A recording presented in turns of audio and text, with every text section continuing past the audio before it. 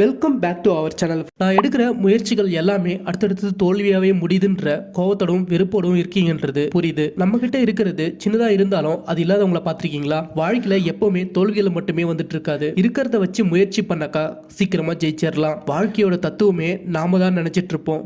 இந்த உலகத்திலேயே கஷ்டப்படுறது நம்ம மட்டும்தான். மற்ற எல்லாரும் சந்தோஷமா இருக்காங்க, அவங்களுக்குலாம் எந்த பிரச்சனையும் இல்லை அப்படின்னு நினைச்சிட்டு இருக்கப்பதான் அவங்கெல்லாம் நம்மளை விட பெரிய பிரச்சனைகள்லாம் மாட்டிக்கிட்டு அதுலேருந்து வெளியே வர முடியாத அளவுக்கு கஷ்டத்தில் இருப்பாங்க அப்படின்றது நம்மளுக்கு நிறைய பேருக்கு தெரியறதே கிடையாது.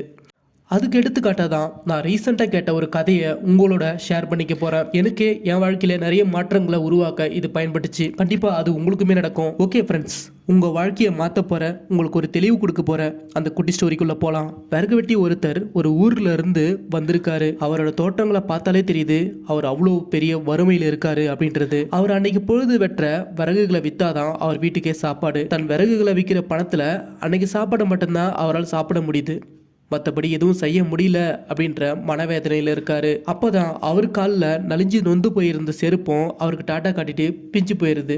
அவரும் அதை எப்படியோ சரி பண்ண முயற்சி பண்ணுறாரு. ஆனால் கொஞ்சம் கூட சரி பண்ண முடியாத அளவுக்கு எல்லா இடத்துலையும் முட்கள் தச்சு அருந்து பிஞ்சு போயிருக்கு. ஒரு வழியா இதை சரி பண்ண முடியாதுன்னு முடிவு பண்ணி அந்த செருப்பையும் தூக்கி போட்டுடுறாரு. எல்லாம் ஒரு நாள் சரியாகும்னு அடுத்த நாள் வழக்கம் போல அவர் விறகு வெட்ட கிளம்புறாரு. ஆனால் அவர் காலில் செருப்பு இல்லாததால காலில் முள்ளெல்லாம் குத்தி பயங்கரமான வலியை ஏற்படுத்துது. அவரும் வேற வழி இல்லாமல் வெறுங்காலடவே அந்த பொழுதை விறகு வெட்டி சமாளிச்சிடுறாரு. அடுத்த நாள் எப்படியாவது இன்னைக்கு பணத்தில் செருப்பை வாங்கினு அவரும் நினைக்கிறாரு. ஆனால் அவருக்கு கிடைக்கிற சின்ன வருமானத்தில் அவர் வீட்டு குழந்தைங்களுக்கு மட்டும்தான் சாப்பாடு வாங்கி கொடுக்க முடியுது. இப்படியே ஒரு வழியாக அடுத்த நாள் அதுக்கு அடுத்த நாள்னு ஒரு மாதத்தை தாண்டிடுறாரு. அந்த விறகு வெட்டியோட காலில் முள் குத்தாத இடமே இல்லைன்னு சொல்லலாம். அந்த அளவுக்கு அவர் காலோட நிலை இப்போ இருக்கு. அப்பதான் அவருக்கு கடவுள் மேல கோவம் வருது. நான் உங்ககிட்ட என்ன கேட்டேன், எனக்கு பெரிய ஆடம்பரமா எதுவும் தேவையில்ல, இப்போதைக்கு இருக்கிற லெவலுக்கு ஒரு செருப்பு வாங்குற அளவுக்கு எனக்கு கொஞ்சம் வருமானத்தை கொடு.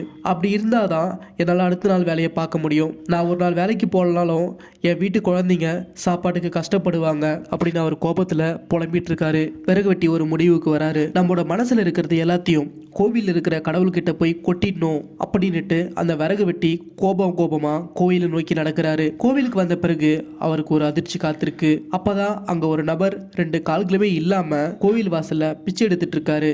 அப்பதான் அவர் மனசுல தோணி இருக்கு, நமக்கு காலில் செருப்பு இல்லைன்னு சொல்லிட்டு இங்க கடவுள்கிட்ட சண்டை போட வந்திருக்கோம். ஆனா இங்க இருக்கிற மனுஷனுக்கு 2 கால்களுமே இல்லைன்னு யோசிச்சிருக்காரு. அதுக்கு பிறகுதான் அவருக்கு புரிஞ்சிருக்கு, நம்ம கிட்ட இருக்கிற பொருள் நமக்கு சின்னதா இருந்தாலும் வேற ஒருத்தருக்கு அதுவே பெருசா இருக்கும் அப்படின்றது. இப்ப அவருக்கு ஒரு தெளிவு கிடைக்குது. இந்த நிலையில அடுத்த நாள் மறுபடியும் விறகு வெட்டி வழக்கம் போல வேலைக்கு கிளம்புறாரு. ஆனால் இப்போ அவர் காலில் குத்துற முட்கள் எதுவுமே அவருக்கு வலிக்கல. எப்படியும் சில நாட்களில் இந்த கஷ்டத்துல இருந்து கண்டிப்பாக நான் ஜெயிச்சிருவேன், அதுக்கான முயற்சியில் வலியோடு இருந்தாலும் சரி தீவிரமாக முயற்சி செய்வேன்ற அவரோட வேலையை பார்த்துக்கிட்டே இருக்காரு.